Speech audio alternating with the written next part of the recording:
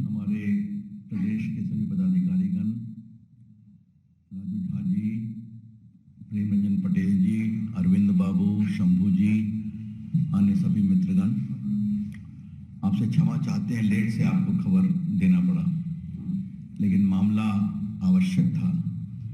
राहुल गांधी का जवाब देने के लिए मैं आपके सामने आया। जो उनका अभी भाषण हुआ है, तो एक राष्ट्रीय विषय मुझे निर्देश हुआ दिल्ली से कि मैं उनका जवाब पटना से दूं। मैं यहाँ पर चुनाव के लिए आया हुआ, तो अपनी कुछ बातें कह दूं, फिर आपसे चर्चा करेंगे।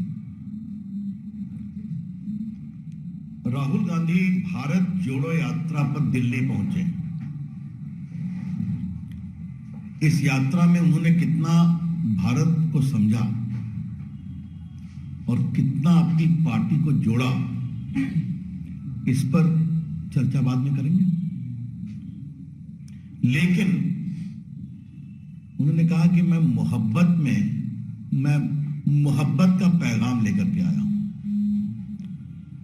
तो चले हैं मोहब्बत का पैगाम लेकर, और साथ में वो चल रहे हैं जो भारत को तोड़ने की बात करते हैं। ये सच्चाई है कि नहीं? टुकड़े टुकड़े गैंग के सक्रिय सदस्य उनकी यात्रा में विभिन्न जगह चले हैं या नहीं चले हैं, ये भाजपा जानना चाहती है। इन लोगों ने जेएनयू में क्या क्या नारा लगाया था, ये हम सभी जानते हैं। तो देश से नफरत करने वाले लोगों के साथ चलकर आप मोहब्बत का कौन सा पैगाम दे रहे हैं राहुल गांधी, ये हम जानना चाहते हैं। और ये बहुत गंभीर सवाल हम आपके साथ उठाना चाहते हैं। आज आपने फिर सेना पर सवाल कर दिए। राहुल गांधी जी, कुछ आप भारत को समझते हैं? भाजपा की ओर से हम बहुत गंभीरता से सवाल कर रहे हैं। राहुल गांधी जी, आप भारत की सामरिक सुरक्षा को कुछ समझते हैं? अगर आप चल के आए कन्याकुमारी से, तो हिंदुस्तान कभी सेना के खिलाफ अपमानजनक शब्दों का प्रयोग नहीं करता कि सेना की पिटाई हुई है। क्या 1962 आप भूल गए? पूछ रहे हैं हमसे कि ये जमीन कब वापस आएगी। हम आपसे पूछेंगे, ये जमीन गई कब थी? जब नेहरू जी थे भारत के प्रधानमंत्री ना, उस समय गई थी ना।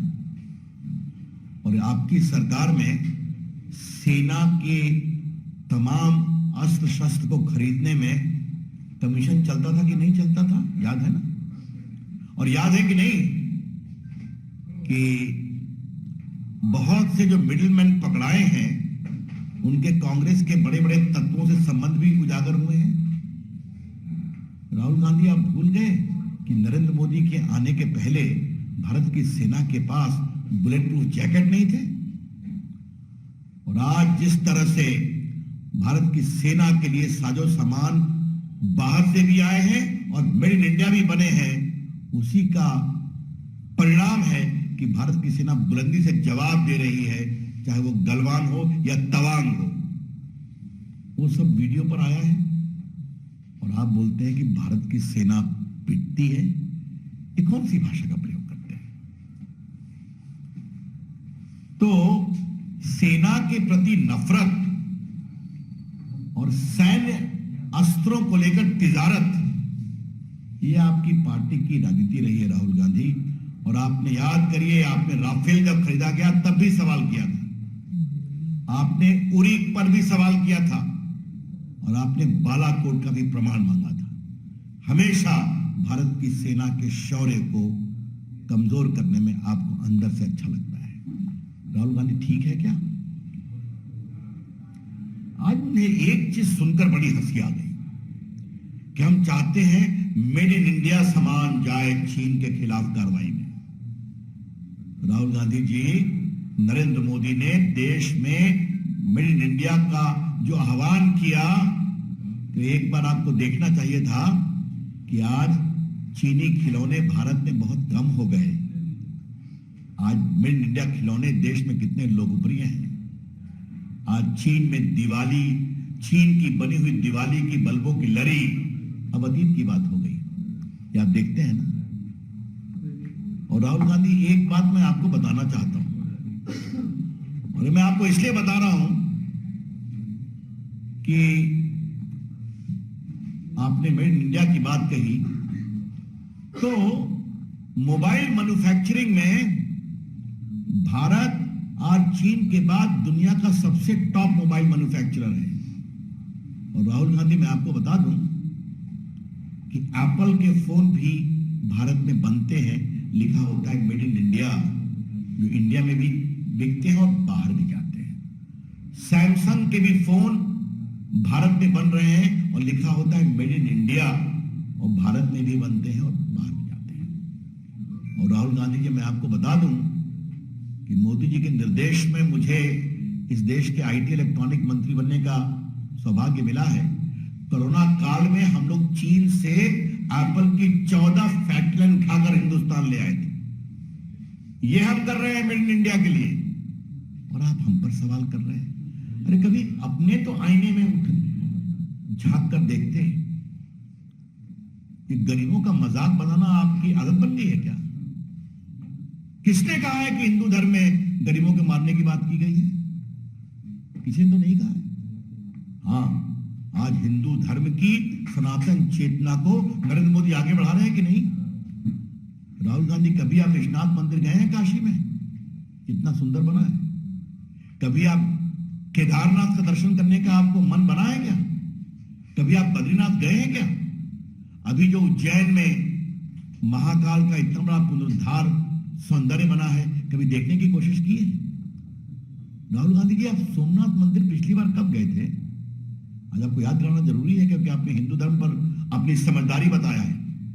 तो राहुल गांधी जी, मैं आपको बताना चाहूंगा कि सोमनाथ मंदिर जो तोड़ा गया था मुस्लिम आक्रांताओं के द्वारा, वो जब बना सरदार पटेल राजेंद्र बाबू के प्रयास से, तो भारत के राष्ट्रपति राजेंद्र बाबू जब गए थे उसका उद्घाटन करने, तो आपके नानाजी नेहरू जी ने उनको मना किया था, फिर भी वो गए थे।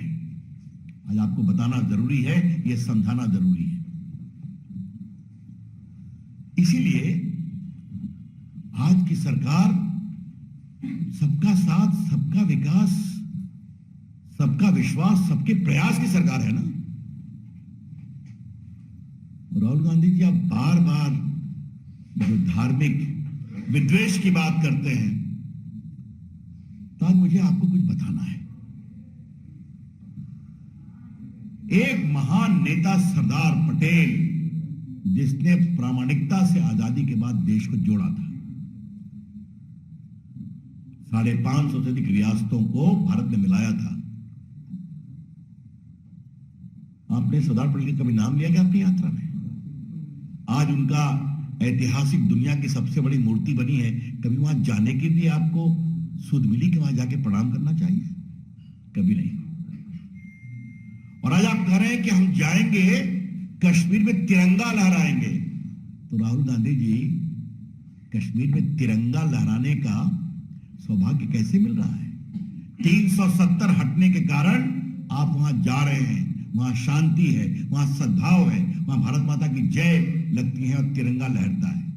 ये काम भी नरेंद्र मोदी की सरकार ने किया, क्योंकि बंटवारा भी कांग्रेस पार्टी की नीति, धारा 370 भी कांग्रेस पार्टी का कुचक्र, और इसको तोड़ने में, समाप्त करने का साहस हमारे प्रधानमंत्री नरेंद्र मोदी जी और साहसी गृह मंत्री अमित शाह के प्रयास और संसद के द्वारा हुआ है।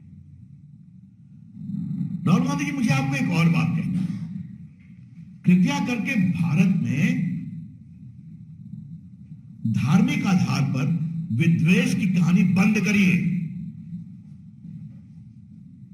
आज मैं विनम्रता से आपको बताना चाहता हूं कि नरेंद्र मोदी की अगुवाई में उत्तर प्रदेश के मिर्जापुर की एक बहादुर लड़की सानिया मिर्जा आज एयरफोर्स में पायलट बनने जा रही है। आपको पता है, आज भारत की हॉकी टीम, भारत की क्रिकेट टीम, भारत की एथलेटिक टीम में इस देश की बहादुर बेटियां जो अल्पसंख्यक समाज से आती हैं, वो बड़ा नाम कर रही हैं। कभी जानने की कोशिश करते हैं आप? आपको बताऊं, 3 तलाक लाए थे हम देश की मुस्लिम बेटियों को उत्थान करने के लिए। आपकी पार्टी ने विरोध किया, याद है आपको कुछ? तो आज जब देश को जोड़ने की बात करते हैं तो आपकी पार्टी ने, आपकी पार्टी की विचारधारा ने और आपकी पार्टी की राजनीति ने जो नफरत लाने का काम किया आजादी के बाद, ये आपको बताना जरूरी था। शाहबानों से लेकर सायरा बानो तक कांग्रेस पार्टी का इतिहास तोड़ने का रहा है और अल्पसंख्यक समाज को रूढ़िवादिता में घेरने का रहा है। एक मुझे और बात कहनी है कि ये बार बार कुछ व्यावसायिक घरानों को लेकर अपनी राजनीति चमकाना, तो उनका नाम तो नहीं लेंगे, लेकिन राहुल गांधी आपसे एक सवाल जरूर करेंगे। आपकी पार्टी की जो सरकार है वहां पर उनके द्वारा काम हो रहा है कि नहीं? ईमानदारी से बता दीजिए आप हमें। और अगर काम हो रहा है तो आपने उनका कॉन्ट्रैक्ट कैंसिल किया है क्या? क्या मतलब है? इस झूठे आधार पर देश में क्या बयानबाजी करते हैं? हाँ, हमें याद है कि आपकी सरकार में कैसे क्रोनी कैपिटलिज्म हुआ था, फोन बैंकिंग हुई थी, इसको लोन दो, इसका लोन काटो, याद है ना? ये सब समाप्त हो गया राहुल गांधी ना। तो आपके दोस्तों की अब तिजारत चलती नहीं तो आपको नफरत का पैगाम फैलाने का अवसर मिला है। कृपया करके ये सब बंद करिए राहुल गांधी। अपनी राजनीति के लिए आप चलिए, वो तो आपका अधिकार है, लेकिन आप अपनी पार्टी को तो जोड़ नहीं पाए, देश जोड़ने चले। इसलिए आज हमें जवाब देना जरूरी है कि राहुल गांधी मोहब्बत की बात करते हैं, दिल में एक तलखी है और तलखी यह है कि जनता उनको वोट नहीं देती। तो मीडिया की भी आलोचना कर रहे हैं, आज तो उन्होंने आप लोग को भी बहुत सुनाया है। तो राहुल गांधी जी, अगर देश की जनता आपको वोट नहीं देती तो हम क्या करें? ये बात हम देश के सामने उठाना चाहते हैं। अभी ना चुनाव हुआ गुजरात में, 27 साल के बाद ऐसी निर्णायक जीत हुई कि कांग्रेस पार्टी औसत 50,000 वोट से आ रही है। आप जीते हिमाचल में, हिलते डुलते जीते आप, वो वहां 85 से वही परंपरा है।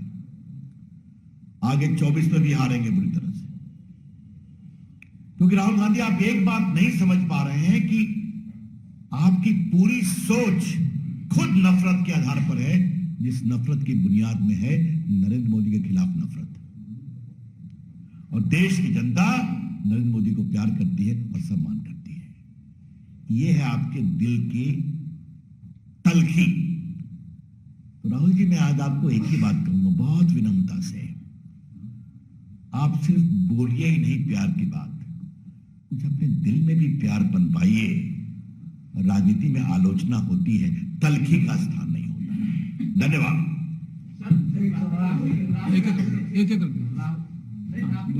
राहुल गांधी ने जो सवाल खड़ा किया कि आप लोग हिंदू मुस्लिम से कब निकलेंगे, भेदभाव की भावना से कब निकलेंगे, जो विचार आप लोगों ने अगर आपने मेरी बात सुनी होगी तो क्या 3 तलाक की भाषा हिंदू मुस्लिम की थी?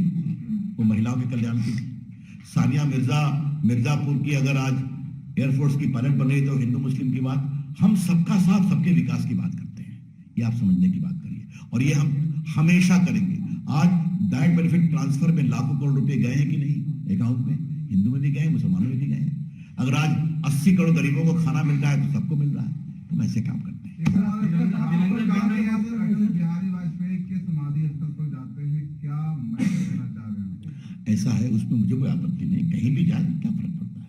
तिरंगा झंडा फहराने का क्या आपको लग रहा है, क्या इम्पैक्ट दिखेगा?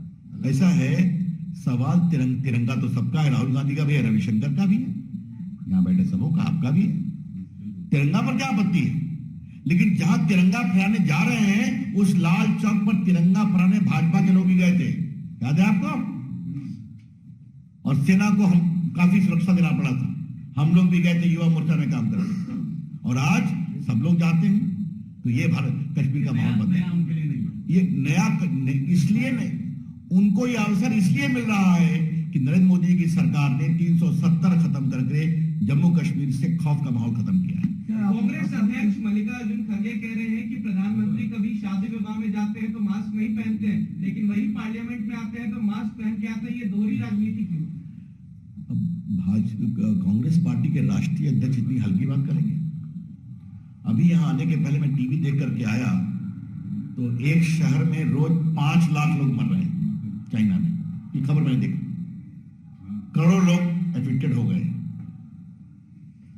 खड़गे साहब, आपको मैं यही याद दिलाऊंगा कि आपके पूर्व में भी जब कोरोना आया था तो आपके नेता ने क्या कहा था, ये ताली बजाने से क्या होगा, ये मोदी की कोविड लेने से क्या होगा, वैक्सीन। मैंने कहा था कि नहीं कहा था? ये गंभीर मामला है, इसको गंभीरता से समझे खड़गे साहब, मैं आपसे आग्रह करूंगा। क्या आप सबका साथ सबका विकास और महिलाओं के सम्मान की बात करते हैं, वही बिल्किस बानो के हत्यारों को, अत्याचारियों को छोड़ दिया जाता है, उनको सम्मानित भी किया जाता है, उनको स्वागत भी किया जाता है, क्या कहेंगे? सुप्रीम कोर्ट में यह मामला गया था, सुप्रीम कोर्ट के निर्देश पर कार्रवाई हुई और आपको मालूम है कि उनके परिवार ने वहां रिव्यू भी लगाया था, उसको स्वीकार नहीं किया। लेकिन मैं आपसे एक बात जरूर कहूंगा, बिल्किस बानो के बारे में आपने सवाल किया, राजीव गांधी के हत्यारों को छोड़ा गया, उसके बारे में कभी सवाल किया क्या? धन्यवाद। चलिए, बहुत बहुत धन्यवाद। मैं आया हूँ आज विषय दूसरा है, विषय से संबंधित। धन्यवाद, थैंक यू भाई, आप लोग बहुत बड़ी संख्या में आए।